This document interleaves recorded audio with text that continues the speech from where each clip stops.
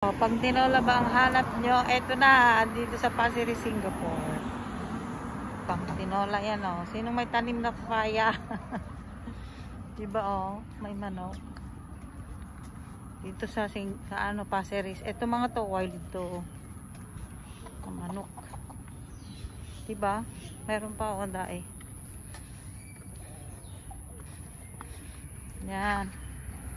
Wild yung mga yan. Masarap yan.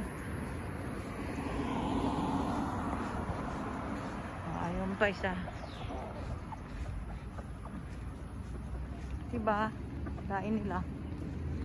Pero madalang lang yan makikita dito sa Singapore itong mga manok na to. Dito lang to sa Pasir Ris. Ayan. Diba?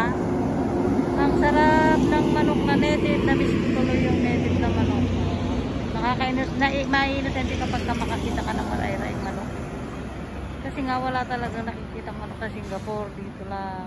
Pasir Ris.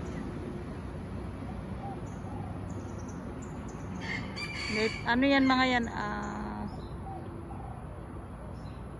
Wild chicken.